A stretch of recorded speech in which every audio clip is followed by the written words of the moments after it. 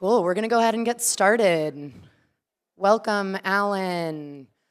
Please feel free to come and sit towards the front of the room. Super. Okay, we're gonna have some folks trickle in. Hi, everyone, and welcome to our session today, Feeding Many, Wasting Less, Food Waste Solutions for Institutional Food Service. In institutional food service settings, enormous volumes of food are served, and different segments from higher ed to healthcare, business and industry, prisons, K through 12, and higher ed.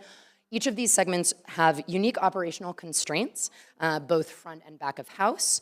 And today we'll hear from folks in various sectors across food service about what their unique challenges are, what solutions exist, and best practices that could be utilized in other segments. I am your moderator, Kristen Lee. I'm the Director of Business Initiatives with ReFed. Really excited that y'all are joining us today, and very happy to be joined by our esteemed panelists. So some quick notes. We'll run through a few rounds of questions, and we'll have about 10 minutes for audience questions at the end. This session will be recorded, so please mute your phones and other devices at this moment. Yeah, go ahead and mute them. I'm watching. Awesome. Yeah, and as folks come in, please sit towards the front. Awesome. Hi. Sharon, Marie, hello, welcome. Okay, great. So I am excited to be joined by our panelists today. We are joined by John Stoddard, who is the Associate Director of Climate and Food Solutions at Healthcare Without Harm. John loves food and spends most of his day thinking about what he will make for dinner, as many of us do. When he isn't meal planning, John leads Healthcare Without Harm's work within the healthcare sector on the intersection between food and climate. In doing so, he works with food service to implement plant-forward menus through Cool Food Pledge and to address food waste through participation in the U.S. Food Waste Pact. Thank you for your participation in that. In previous roles, John has worked to support local and regional food systems and started Higher Ground Farms, Boston's first rooftop farm, and he earned his Master of Science from Tufts University, specializing in agriculture, food, and the environment. Welcome, John. Awesome. We are also joined by Joe Richardson, the founder of Lunch Out of Landfills. Since 2018, Joe has been working with students and school administrators to reduce food waste in cafeterias. And in the fall of 2019, Joe worked with 5 Rotary clubs in Frederick County, Maryland, and funded a $20,000 grant to compost organic waste, recover uneaten food, decontaminate recycling, and extract liquids from the waste stream. The Frederick County Public School System contributed an additional $10,000, which funded 14 additional programs, diverting 85% from landfill designated waste. And Joe is the founder of Lunch Out of Landfills and has partnered with student-led committee to reimagine school waste. And we are very excited for Joe to join us today. Welcome, Joe. We are also joined by Megan Holler, Director of Food Recovery and Compost for Towards Zero Waste, who runs the SHARE program. Megan holds her Bachelor's of Arts in Public Policy from Duke University, a Master's in Social Work, and a Master's of Healthcare Administration as well. And after 10 years in healthcare social work, Megan shifted her work to pursue other passions, which include the environment. And with 2 young children, she started the Towards Zero Waste path after seeing all of the excess children's products within schools. And there's a slippery slope to reducing, reusing, and recycling and letting rot. So we're very excited to hear your perspective on K through 12. And finally, we are joined by Leslie Sobel, an ethnographer and folklorist. Leslie spent over 7 years immersed in research on the carceral food system and the carceral eating experience in the United States and its impact on individuals, families, and the environment. She's an internationally recognized voice on the critical issue of prison food and is the author of Eating Behind Bars, Ending the Hidden Punishment of Food in Prisons. From 2018 to 2026, Leslie led Impact Justice Food in Prison Project, where she oversaw programs, interventions to increase access to nourishing food for people impacted by incarceration, while also reducing food waste. And Leslie is a founding board member of the Carceral Nutrition Project and a member of the invited faculty at the Nova Institute of Health. Can I have a round of applause in welcoming our panelists?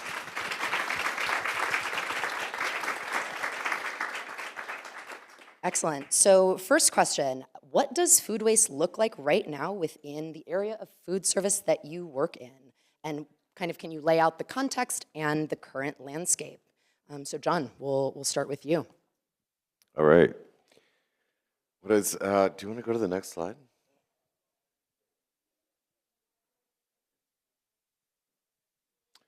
Yes, just a little bit about Healthcare Without Harm. We are a organization about 30 years old working with the healthcare sector, and I always describe us as aligning healthcare operations with their mission to promote health.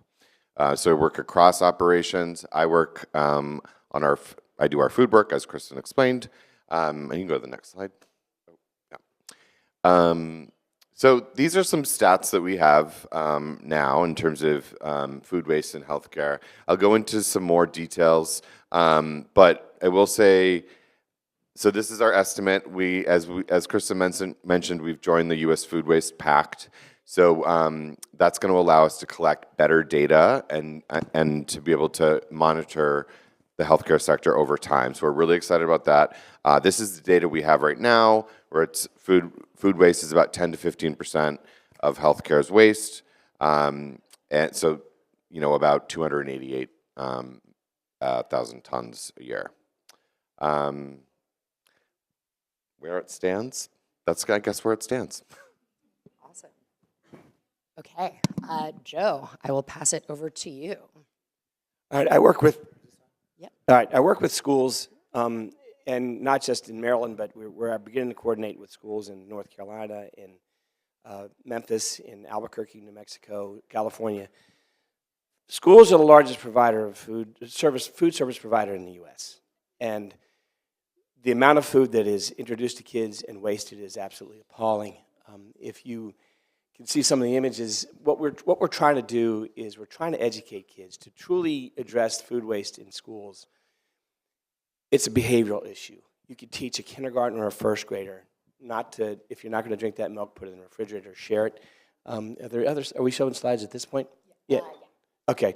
Let me show the next image. Do I click? I don't click that, right? Okay. What we're advocating for a couple of things. We need to have schools stop wasting food and just randomly throwing it in the trash. Once food is issued to a child, if they don't eat it or drink it, if they don't have a shared table, they're going to throw it in the waste. Perishable items like milk, yogurts make food services very uncomfortable. They want it to be preserved or kept cool. We believe that shared table refrigerators are key. But we want this to be a student-driven action. If we're truly going to change behaviors in our country, we teach kids, they begin to teach their parents. We need staff support, which Megan will talk about, and our friends in Clean Memphis who are here. You've got to have someone in the staff to help drive the effort. Kids will run it, but someone in the school, it could be a building service, anybody can actually support the students. We need administration to buy in. They have to sign a pledge that they'll accept a refrigerator and actually use it. And we're not looking for government. We're not waiting for government. If we got a federal grant, we may not see the money for 2 years. In the meantime, 1.6 billion pounds of food will go into the trash when it could be diverted to people who are hungry. Next image real quick. I know I've only got a minute, but I wanted to show an example of what that looks like. Not there? Okay, well, what we're seeing is anywhere. Please hold. There we go. The image on the next image is actually the one I want to show real quick. The amount of food is appalling in schools. That's 76 milks from one Title I school, 600 students in one day. Lincoln Elementary School is showing away 11,000 milks unopened in the trash every year. That's one school. So this, Dana Gunder said, food waste is America's dumbest problem. We have to help schools to stop being or promoting dumb practices. Megan, I will turn it over to you to chat through kind of the North Carolina context and the work that you do. Thank you. Yes, I'll add on to Joe's more broad perspective with North Carolina perspective. So I'm with Towards Zero Waste. We are a local North Carolina nonprofit, very small, volunteer run. And we are not a traditional food recovery organization, but we have found ourselves in the school system over the years advocating and educating on composting and waste reduction through organic reduction. And it was during that time that we saw the volume of foods going into the schools trash that was perfectly good, recoverable food. So, we know from our Wake County studies that our local government did for the school system that over 50%, or basically 50% of elementary school trash is compostable, 30% of that being food waste. So we knew there had to be a better solution, and so we kind of dug a little deeper. But why is there waste in school cafeterias? There really are so many constraints working on our schools. As Joe said, we're serving such a huge population of students across the country, and there understandably have to be regulations around what qualifies as a reimbursable meal if we're talking about federal funds, local and state funds. So that's, at the top, that they're feeding so many students with so many preferences in very, very short periods of time. The actual seat time for meals is short. When lunches are actually scheduled during the day, my 6th grader eats lunch at 10 o'clock. 10 o'clock. So how many kids are wanting to eat cauliflower at 10 o'clock? Not a lot, but are there options to help them choose those foods later in the day? Yes, there are. And so there are a lot of different components going into this, and it takes a village to help kind of find the solutions, we certainly believe. Because even at the most waste-conscious schools, there's going to be food waste in our schools, just by the volume that we're talking about. In North Carolina, this kind of gets a little bit ahead into our picture and into where we are currently with our solution, but we are really looking at some challenges based on our health and food safety plan in North Carolina that limit our sharing table options here in North Carolina. The recovery of our time and temperature control for safety foods, our milk, cheese, and yogurt, is really against, right now, best practice guidance from our health department. So it's not supported at a statewide level. Also, foods are encouraged to be discarded or immediately donated, meaning that our school districts need to find nonprofit partners, and not every school district has access to a nonprofit partner that can run a program like the ones that A Simple Gesture in Guilford are running and we are running in Wake County. So there are a lot of constraints that we're working to advocate for. Awesome, thank you. Leslie, we'll hand it over to you to walk us through carceral food waste. Thank you. Megan, I'm totally the nerd who would eat cauliflower for breakfast, thrown into like a nice scramble or something. So prison food waste is a bit of a different, it's the same but different than schools and in hospitals, because prisons, most of the food that gets wasted is because it looks like this. It is just simply too disgusting to eat. These are photos of actual prison meals, starting from the top left corner, that's Oklahoma, next one over South Carolina, the one that says anonymous, that's Alabama, and the other two are from Texas, just in case any of you are from those states. Those are what your prisons are serving. I think one of the things that really makes prison food and jail food stand out differently, when you see bad school food, what do people say? This looks like prison food. So the food that is showing up on these trays, it's not only unhealthy, ultra-processed, diets that are basically the opposite of what we're all being told to eat is a healthy diet, but it's actually, in many cases unsafe, and it's just simply too gross. And I've been in so many prisons where people literally just take their tray, maybe take a piece of fruit or a piece of cake off of that tray, and then just flip it over, the rest of it over straight into the trash can because they're not willing to eat this. So prisons are building up immense amounts of food waste, while at the same time people are going hungry because they don't have access to enough food to eat. You can slip the slide, Kristen, thank you. So how much food waste is generated by prisons? Well, there are about 2 million people incarcerated in the US at any given time. Just for another statistic to help figure out, the size of that, if incarceration were a population, or were a city in this country, the population would be larger than a city like Philadelphia or Phoenix. That's how many people are incarcerated on any given day in this country.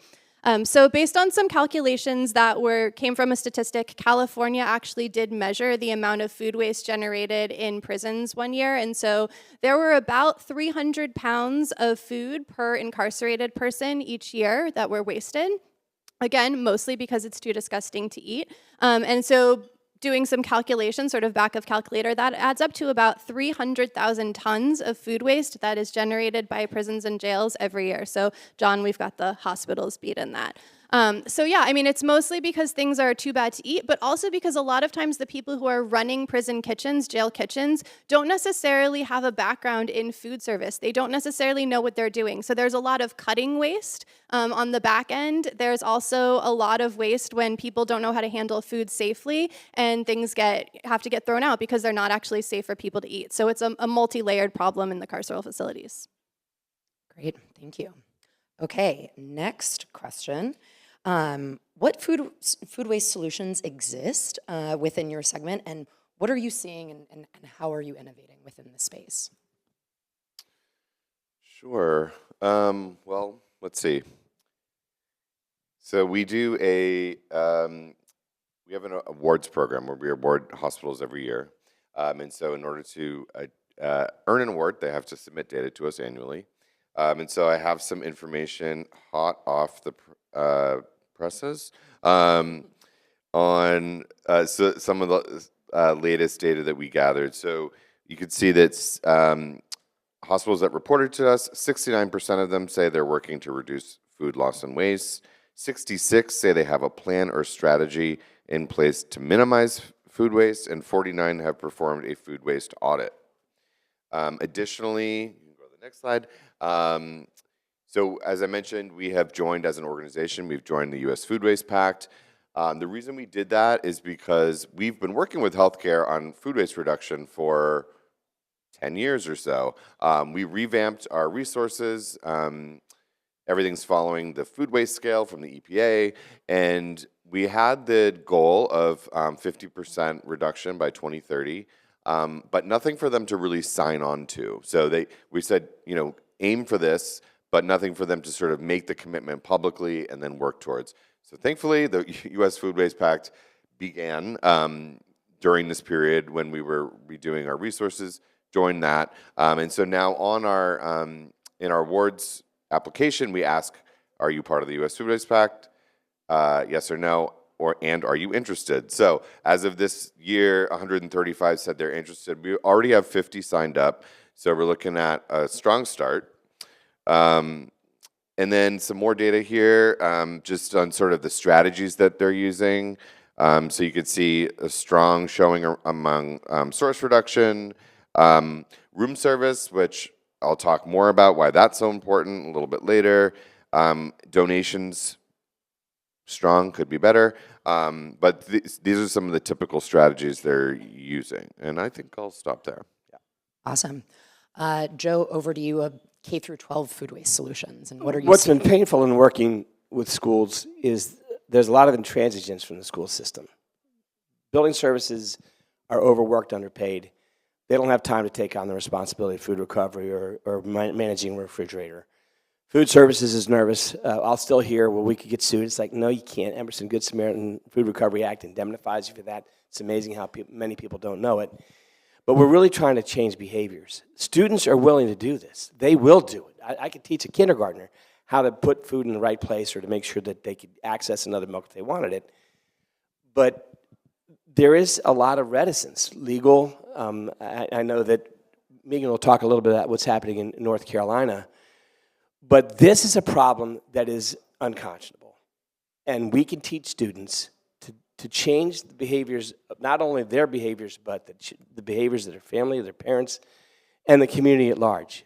I really believe the one element or the one audience that's not in this conference today are kids under the age of 20, because they're the ones that are actually going to implement this. When we provide solutions where we're recovering 60 milks a day, 10,000 milks from one school in a year, students respond to that. As we advocate for this in school boards, they can ignore me, okay? I'm a 70-year-old guy, but students are the constituents. And a principal or administrator really has an obligation to listen to their constituency, especially if it's a valid problem that can be easily resolved. Refrigerators don't cost a lot. We're providing funding for nonprofits everywhere, but the data is important. We want students to collect it. We want to start with food recovery. Ultimately, we want to get to composting and other elements, but food recovery is the low-hanging fruit, bread, milk, that we start with, because it's not partisan. No one's going to argue with that. And there are hungry people in our community. If a child wants a second milk right now, they have to pay for it, when they're 16 in the trash can. So this logical step needs to be implemented as quickly as possible, and students will absolutely, it's been amazing in the years I've been working with this, how incredible students are at leading this and initiating it and carrying it forward. Awesome. Megan. Yeah, so as Joe said, there are so many reasons that this just makes sense. When we really kind of decided to look into food recovery options, we first took inspiration from a simple gesture that was operating a program right here in North Carolina in Guilford County. And then we also looked across the country and we saw all of the incredible work that is happening in so many places, Virginia and California and Illinois, even South Carolina and Georgia. There's just so much going on, and that we felt, okay, why are we in Wake County not doing something in this space? We know that composting, as wonderful as it is, and I will continue to support that as long as I am here, but it has ongoing costs. And the programs that can be created around food recovery don't have that same level of ongoing, hauling and operational costs. And so this is just a choice that can really help our students in so many ways. Share tables are really something that can teach our students that they have options other than throwing things away. Because that's what we've been taught to do in our schools for so many years, is just to toss everything on your tray, whether it is open or not. And that includes your condiment packets and your utensils. So we're really showing students that, oh, there's a better life for this bag of baby carrots that I don't want to eat right now. I might want it later this afternoon, or my classmate might want it. And so we're really helping to teach those concepts of kindness and equity and environmental stewardship all at the same time. So saving that perfectly good food and really giving it the life that it was supposed to have. And what we're finding in our schools, and I can talk more about that later, is that this food that's collected, we're 50 apple slice bags and 60 bags of baby carrots and all of those applesauce cups and hummus cups, it's getting eaten. By and large, it is getting eaten, just at a different time for a different reason. Great, thank you. Leslie. Yeah, so there are a few brighter spots in the carceral food waste area at the moment. So talking about different strategies that you can use to reduce food waste in carceral facilities. Number one, starting at where that food is being prepared in the kitchen and trying to make sure that the food is actually delicious and edible, because people who are incarcerated, just like the rest of us, deserve good food. So a project that I worked on at my former organization, we worked with Brigade, who they put professional chefs into schools to try and improve school operations in the kitchen, try to make food that kids actually want to eat. We put a Brigade chef, our chef's name was Colin Freeman, that's him up there, into a prison kitchen in the Maine Department of Corrections, and tried to see what would happen if you had a chef teaching people, okay, this is what it takes to prepare food safely. This is when you pull something so that it doesn't spoil, before you use it. This is how you prepare ingredients to be able to make a proper tray. So we've got some ratatouille prep up there showing this is how you make cut up vegetables and don't have that kind of cutting waste. Our chef Colin also helped figure out how to take food that would have otherwise gone wasted. So up there you can see bread that was about to go stale became breakfast strata. We had cornflakes that were about to go stale along with apples that had gone mushy that became a fruit crisp for dessert. Baby carrots that would have otherwise gone to waste because they're kind of dry and no one likes them got roasted with an agave mustard glaze. Beets that were grown in the garden there got quick pickled and put on the tray as a side dish. And you end up with trays that look like the one in the upper right-hand corner where the food is actually recognizable. That's a lemon chicken stew with zucchini, garden salad, homemade roll, brown rice, a brownie. So you get food that is actually dignified and people are willing to eat, which prevents so much of that from going in the trash in the first place. When people know how to prepare food that's safe, when people in the kitchen who are mostly the incarcerated folks are learning skills about how to prepare food in a way that makes it tasty and can provide dignified meals for people that aren't going to the trash. Next slide, please.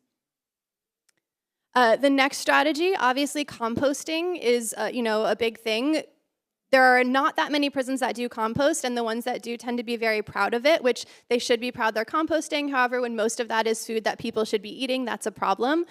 These two composting programs here are from the Maine Department of Corrections as well, and their compost is really compost that should be compost. So they have these beautiful gardens in most of their facilities there. You can see Mountain View Correctional Facility has all kinds of fresh greens and plants. Those go directly onto the trays, which is not the case in many places that have agricultural programs in a prison, especially in other areas of the country. But they have serious composting set up that then feeds that garden to grow food that goes back into the kitchen. And on the other side of the slide, you have fresh produce that was grown in the Maine State Prison, which is a maximum security facility. They have beautiful greenhouses and fresh food that's growing all year that, again, goes into the kitchen. Tomatoes immediately become salsa, immediately become spaghetti sauce. People want to eat these things, and they have a whole vermicomposting system set up there. So the worms eat the food, the compost goes back into the garden. Again, it's a closed cycle. And third slide, please. Third strategy is also looking at food rescue as an option. Most of the food that shows up in prisons is pretty low quality. It's stuff that might be marked too low of a grade to get sold in the supermarket. A lot of things that show up marked not for human consumption. That's not a great way to deal with like industrial or animal food waste, by the way, to send that to people in prison. But there are some places that are actually working on getting fresh food from quality sources into those prisons. So one up in the upper right-hand corner, that's a picture from California. We started a Harvest of the Month program there to get food from fresh produce from local farmers onto the trays of the California Department of Corrections and Rehabilitation. And as we were sort of retraining food service managers to think about, how do you connect with local farmers? How do you work with food hubs to get produce inside? They started thinking differently. And there was this small apricot farm in Central California whose contract with, I think, like a large grocery store or something got canceled, and their whole apricot harvest was about to go to waste. And the food service manager thought, oh, fresh fruit, fresh food nearby, like, how do I get this into the prison? So they called the food hub that we work with for the Harvest of the Month program and said, hey, I heard on the news about this apricot farm that's our apricot harvest is about to go to waste. Can we get those apricots inside? And the food hub worked with them to make that happen. So the apricots did not go to waste. The family farm got paid, and people in prison who do not normally get apricots had apricots for several weeks on their trays. The middle picture up there is from Vermont. The Vermont Department of Corrections works with an organization called Salvation Farms, which does gleaning around the state, and they try to get their food not just off the farms and into institutions, but they help with processing. So if there's things like acorn squash, they'll actually make that, cut that up, and so that it's possible for those prison kitchens to use it. A lot of prison kitchens don't have knives or don't have a lot of capacity for storage or processing, so they're able to do things like that. And Salvation Farms also provided training for a lot of the Vermont Department of Corrections staff to be able to work with this local produce that's now being gleaned from the farms and brought directly in. And the third photo up there is from Nutrition Inside, which is in Oregon. And they are working on getting produce, fresh produce from around the state and other healthy, even if it's like things like granola bars or hummus, those kinds of things rescued and donated inside to the prisons in Oregon. And we actually have the founder of Nutrition Inside in the room today. Aiden, can you give a wave and just take some recognition for what you're doing? Gonna embarrass you.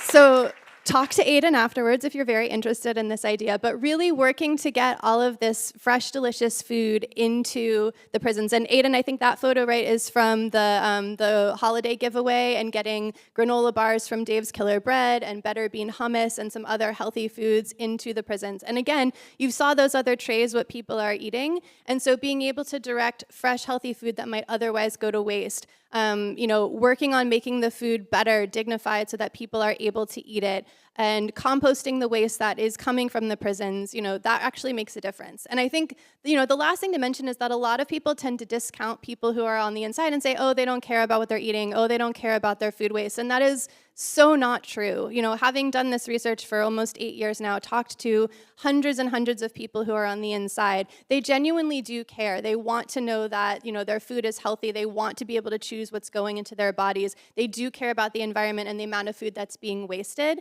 And unfortunately, many of them, because of policies, because of the way that the system exists, don't necessarily have the agency to do anything about it and need folks on the outside to be able to create those partnerships to help work on that. Great, thank you.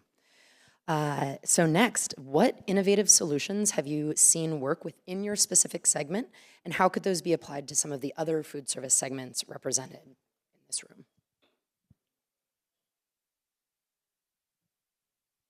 Great, yeah. So as we've been talking, I've noticed a couple themes, right? So the food has to be delicious, fresh, and also timing is important. You mentioned timing. So I think you see the same thing in healthcare.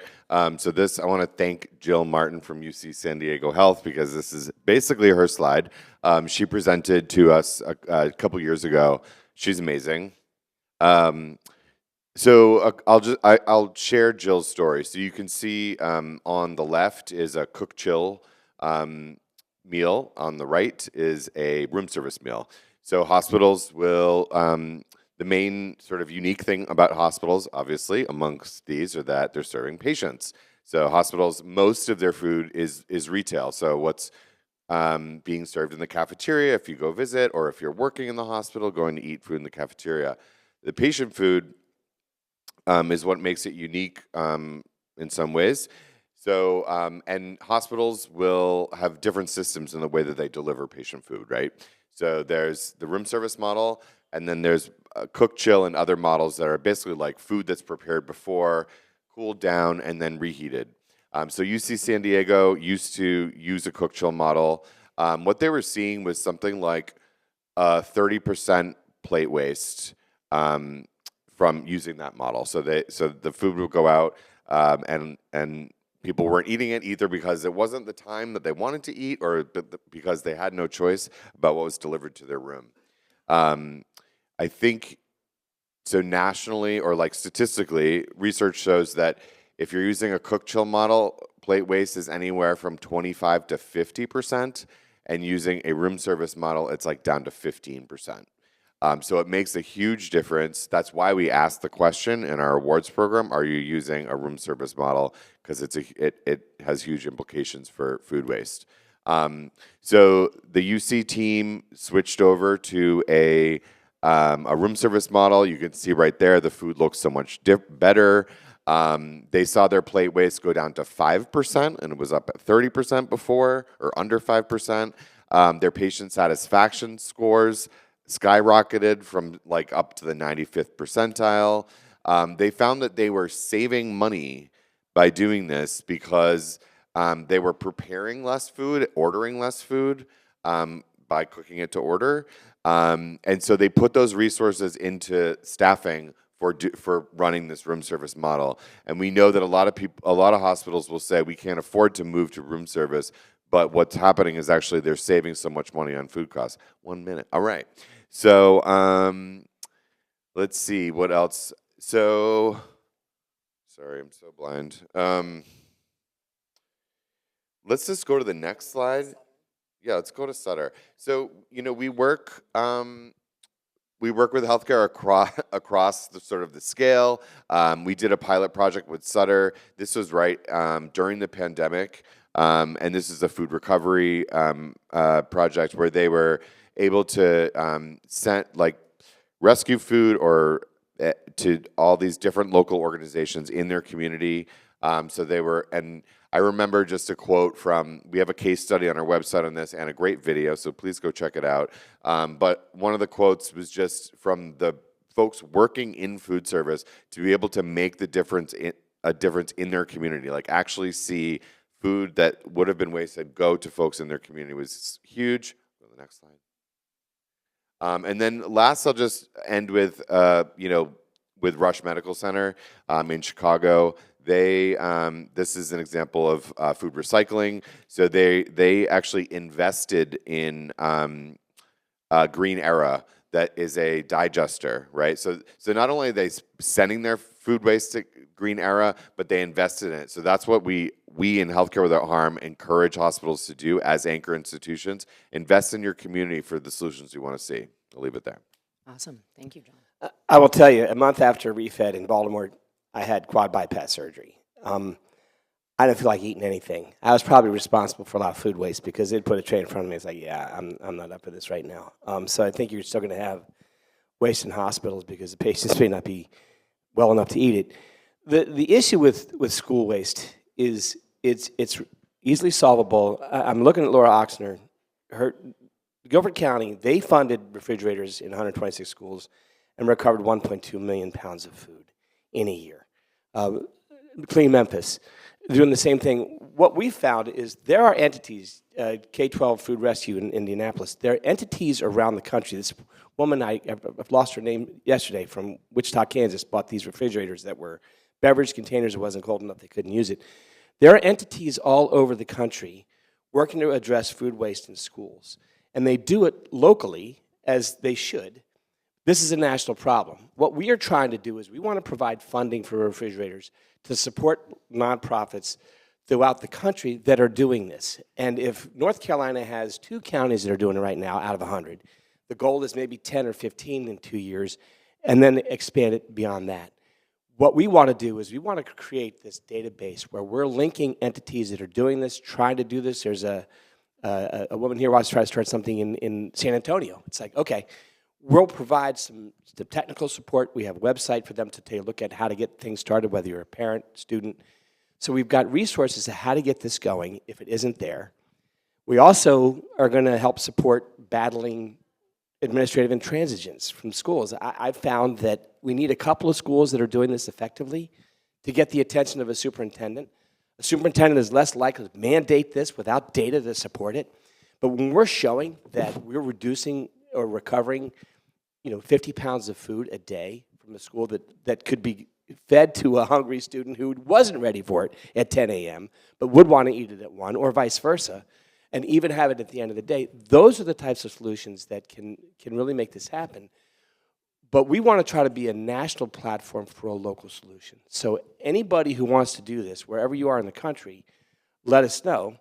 We'll try to find the funding through Rotary or through other organizations so that we can promote this. Pete Pearson from the WWF wants every school in the United States in 10 years to have a shared table refrigerator to end this problem. We're working lockstep with World Wildlife Fund and ReFed to try to make this happen. We don't want resources or money to be the reason not to make it happen. It needs to happen. Megan. Thank you. And to add on to that, just to give you a little information about how Towards Zero Waste went about our process in Wake County here in North Carolina. So again, we saw this massive issue and knew that we had to find a solution. And it was digging into some of those regulatory pieces where we realized why, especially in Wake County, hands had been slapped at various levels, PTAs that were trying this, teachers that were trying this. And we were able to kind of find, through reading the writing on the wall, figure out how we could put a program in place. And we were able to find support on our school board. We were then able to talk to our Wake County superintendent and the head of our, at the time, the head of our CNS department, Child Nutrition Services, and really get support. And then we were quickly able to get a contract. I said quickly, I didn't really mean quickly, it took some time. But we were able to ultimately get now a contract with our school system to run our pilot program for 3 years. And so we're really proud of that. We started last March, in March of 25, with 8 pilot schools. We've had multiple releases of schools that have contacted us wanting to be a part of this, whether it was a principal that heard, a social worker, a parent, a student. We have been able to create a list of all of our schools in our county, and we have over 200 that are interested in this program. So we're up to 37 schools as of April of this year, and we have 40 on the waiting list, and we have funds to roll out 2 more phases already coming into the next school year. Our data, using PTA volunteers, our data collection from our first phase showed 41 food items being collected per day, per school. So for one school over 180 days, that's upwards of 7,300 items being collected and redistributed, saved from the landfill. And please keep in mind, again, in Wake County, we really had to go way above board per our local and state health and food safety codes, and so we are not including milk, cheese, and yogurt in those numbers. So just imagine what those will be for us when we get to that point, which we are very hopeful. And just to quickly show you kind of the funding status and how we've gone about this here in Wake County, all of our program, our entire program is funded through our organization, through Towards Zero Waste. There has been no cost to the school system. There has been no cost into individual PTAs ways. We have raised funds through our executive director, through local grants and foundations from our municipalities. We've received some support from individual community donors. We always are going with a community fundraising campaign, and we are thrilled to have the support now from Wake County government and our solid waste team to be able to have some staff support to help us with program management in our existing schools. And we are so thrilled with our partnership with Wake County Public Schools, and we have our lovely new sustainability coordinator here in the audience as well. So it's a really great program that, as you can hopefully see, does not have significant ongoing costs as we anticipate them at this time. So we're excited about that. Congratulations, that's a big deal.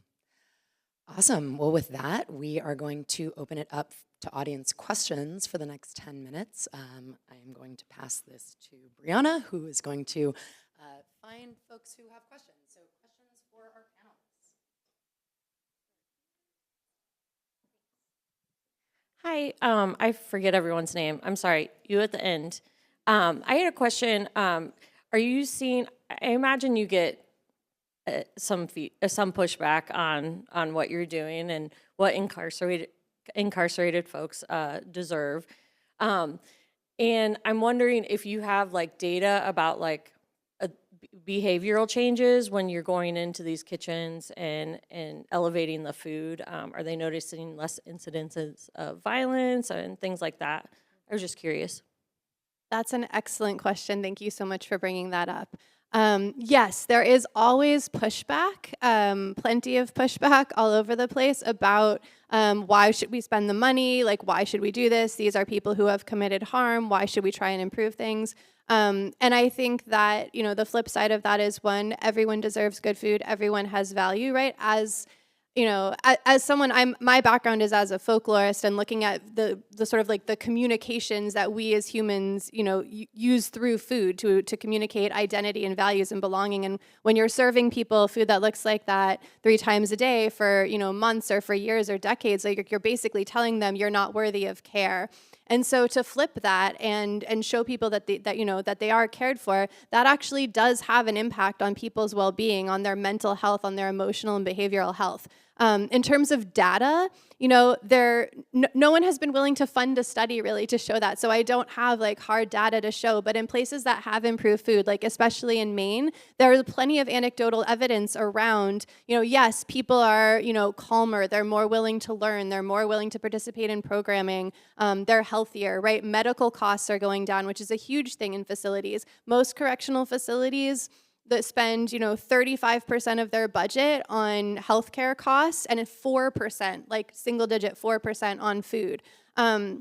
So, you know, yes, of course, there's a huge difference when people are properly nourished and are treated with dignity. You know, incidents of violence between residents of a facility go down. Incidents of violence against staff go down. It's a calmer space for everyone. So yes, that is absolutely a real thing. And if there are any funders in here who want to fund a study showing that, like, please find me after this talk. I was just follow up. Just is there any studies on juvenile prisons or things like that? Because I feel like I've seen some stuff about better food and outcomes there.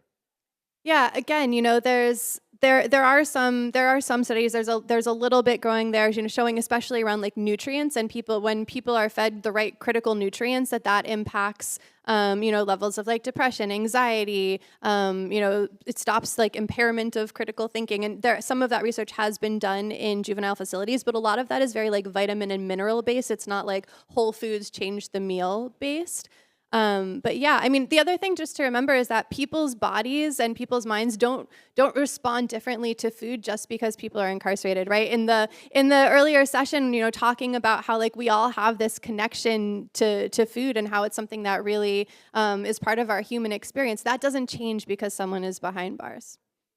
Thank you, Leslie. Other questions from the audience? Oh, Emily. Hi, as mentioned, my name's Emily. Thank you so much. This is incredible information.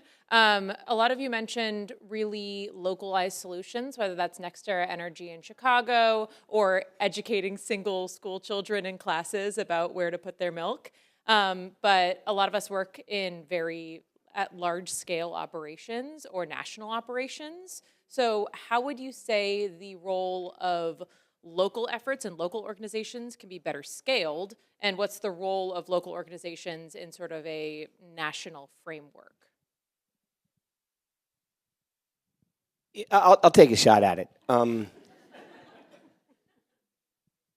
What we are dealing with again, I'm school focused. I'm teaching kids. It's an educational process, and grown-ups need to know the extent of the problem just as well as the kids do. It is mind-blowing when you actually show at a school administrator or a facilities guy, when you do a waste sort, what we're throwing away.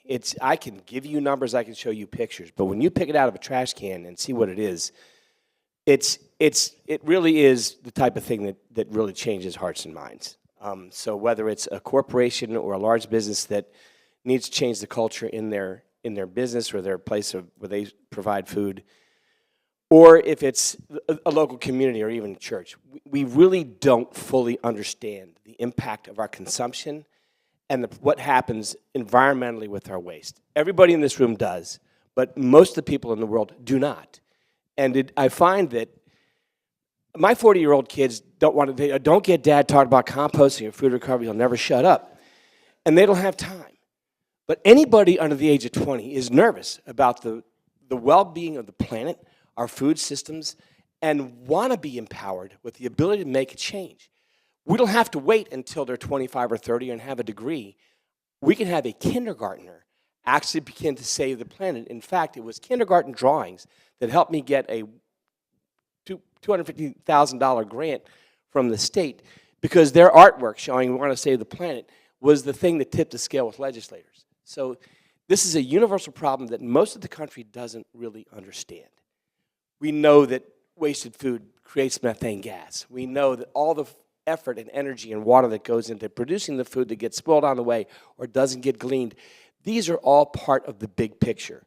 I'm trying to introduce a minor solution in one place that can then be expanded. Begin with the end in mind. Food waste, food recovery is the beginning point. Overall waste reduction is the end result. So 10 years from now, we want everybody to understand this problem and understand that they have a solution. Emily, I think that's a great question. I think having worked in corporate food service operations and with folks like in the room, I see Aramark, I see Compass, I think that there is a huge opportunity for efforts like this to partner with large food service operators, the Guggenheimers, the Aramarks, Sodexos of the world, because that's where scale can happen, right? So I think, are there opportunities to work with food service operators in K through 12? There are corrections and prison segments of many of these companies within Healthcare Without Harm. You work with Morrison, some of the large food service operators as well. So I think these practices are happening, and I think that there are opportunities for large operators to plug in, and maybe these are some of the connections, hopefully, that come out of a panel like this. Where are there those opportunities for large food service operators to partner with folks like these on the ground?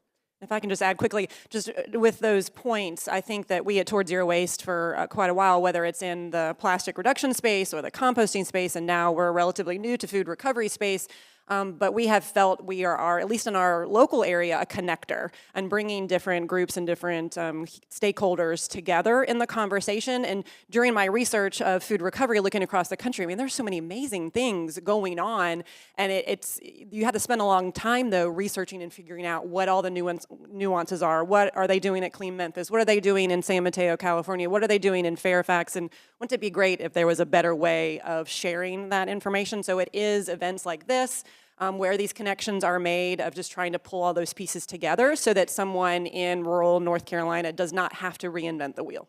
Yeah, absolutely. I agree, and I think one of our goals is everybody who's doing this. I just learned about Wichita, Kansas yesterday. I don't know who's doing it in Oklahoma or Nebraska, but there are people that are doing this. So having some type of a clearinghouse where anybody who's trying to get into this endeavor can have access to resources. Impressed with Providence Day School yesterday. Went to, clearly Compass gets it, okay? They're serving a private school community. They have a little bit more leverage in how they present food and serve food than a school system that's feeding all these kids and it's pre-prepared and pre-packaged, and they just don't even have the talent to cook the food. They just heat it up and serve it to the kids. So the institutional problems are varied, but Compass is a great example of repurposing food, making sure kids understand how they can make food reused in a different format, and really the key is we've got to teach kids that we are not living sustainably, but we can, and if we show them the way, they'll do it. John, you want to chime in on healthcare? So a reason I like working on food waste with healthcare is because it is both sort of this national thing that there's best practices that can go across the country. You can do it anywhere. Back to Jill, Jill at UC Davis used to have she had a catering department, she had a patient food, and she had retail food. It's all the same now. So you're not preparing food for 3 different departments, and that's what and that helped her also cut food waste. The other thing, food waste is very localized, and that's a beautiful thing about it to me. So your solutions will be local in a lot of cases. Healthcare, of course, has interest in the social determinants of health, right? What's a huge social determinant of health? Hunger. So this is a way that healthcare can actually address multiple issues, right? They want to reduce their carbon footprint. They want to improve they're doing community health needs assessments. They find out that hunger is an issue in their community.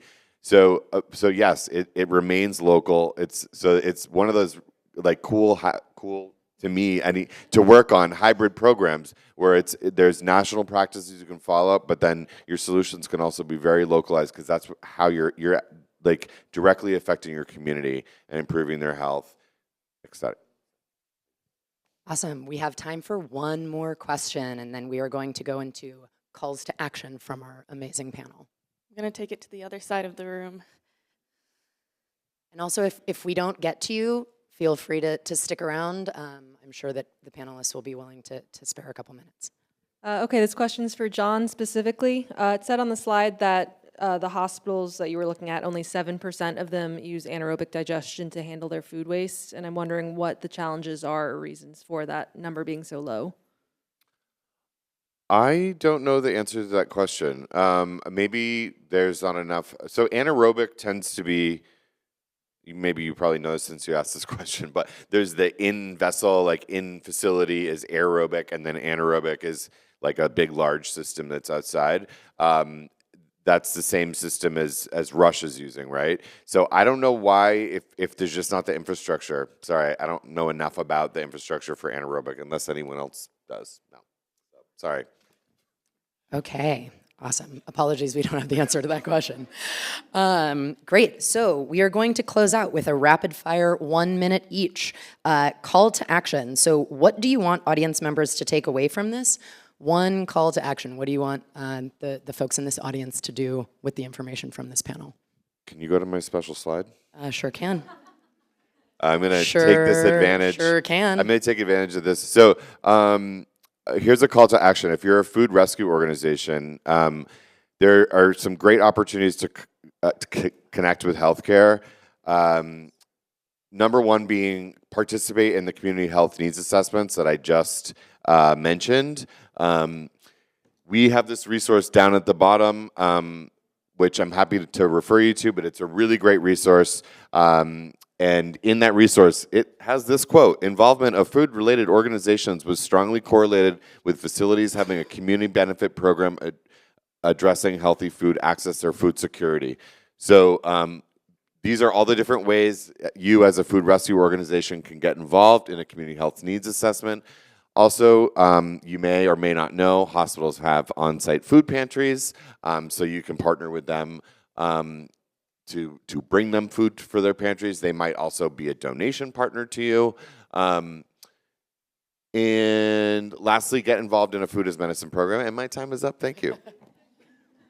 Awesome. Thank you, Brianna, for keeping I us have a honest. poster of it's no longer okay not to know and it's no longer okay not to act. When I attended a conference, it was, no, it's the next one, further one back. No, well, anyway. Okay. We're going to get there.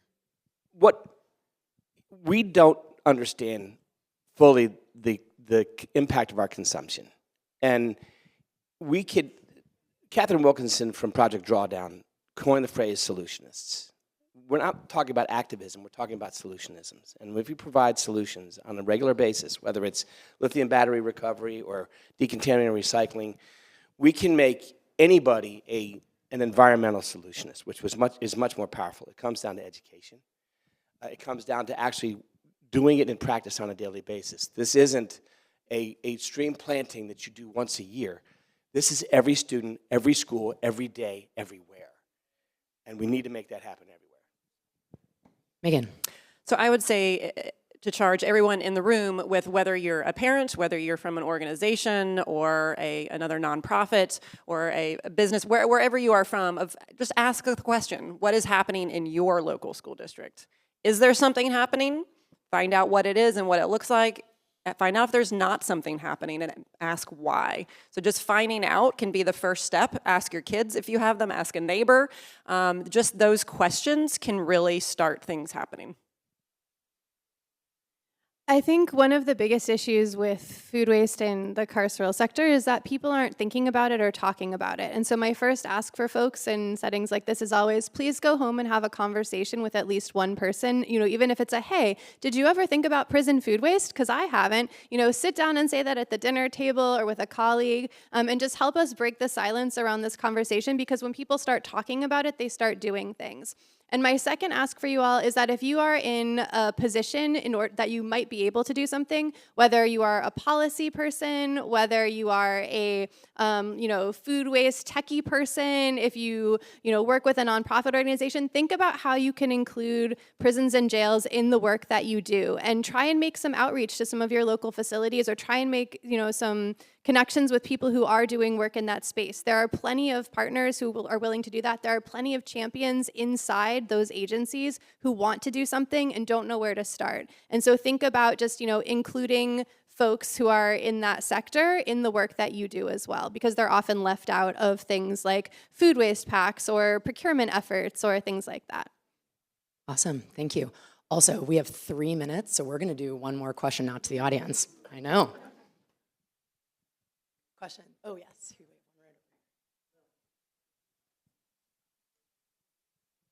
Thank you for this wonderful conversation. I work for the Chef Ann Foundation. We work nationally to help schools transition from heat and serve food system to a more scratch cook food system. And so first of all, I would invite anyone who's doing front of house school food that's interested in moving into back of house food reduction waste in schools to come talk to me, and I'd love to talk to you too. But I think there's a real tension between, especially when we're talking about share tables, about packaged foods maybe being easier to recover versus on the back end. And so I'm just curious, that's a very open-ended question to end on, but if anyone has a thought that they'd like to share about reducing food waste while also moving away from prepackaged foods. Do you want to go first? Again, the Providence Day School did a great example of repurposing everything. What I didn't mention, and what Clean Memphis is a huge advocate for, is offer over serve. Let's reduce the amount of food that we're serving in the first place. If a child doesn't want a milk, don't give them one. But the federal government does mandate that 3 of the 5 major food groups has to be served. Child may only have any intention of eating one of them. So we're going to have food waste no matter how hard we try. But offering overserve, working on the back end and not provide food that the kids aren't going to eat is going to save money. It's not going to save the school system money. It's going to save the federal government money. But there's a variety of solutions to this that take, concerted effort. And then once you serve the food, if you're preparing it like they do at Providence Day School, you can make potato peel focaccia bread that I'm going to cook when I get home next week, because I never thought about recovering my potato peels before until I saw it yesterday. Megan. And that's my dad. I've struggled with packaging because obviously, again, our organization is towards zero waste. And one of our first efforts has been to reduce single-use plastics. So here we are, and I find myself in that catch-22 in the middle of, I would honestly rather see the bag of apple slices than the whole apple at elementary school, because the ability to save it and eat it later. Plus, when you think about elementary school students, so many of them are losing their teeth. They can't eat the whole apple, and so we're throwing out apples for that one reason alone, but the apple slices they will eat. So it's tricky, and I know we've got a great nonprofit that's working on efforts in our school district as well, or our county at least. But it's a really tough conundrum with the reimbursement rates that we have and the challenges that our CNS department faces with being able to afford to feed the number of students that we have. And so even with that, I know that even with a scratch cook scenario, I still believe we're at least teaching our schools about options for food recovery, and I'm hoping eventually that will translate to back of house food recovery in our school system in particular. And there will right now, until we have bulk milk dispensers, there's going to be that milk, cheese stick, and yogurt conversation. So.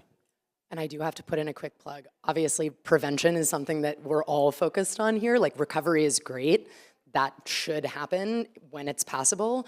But I think that there's a huge opportunity within the prepared food on the back of house side. How can we think about preventing that first? And that's through measuring it, through procurement, through inventory management, and all of that good stuff. So to me, it's prevention first, and then obviously all of the other good solutions we have on the rescue side. Can you join me in giving a very warm round of applause for our panelists?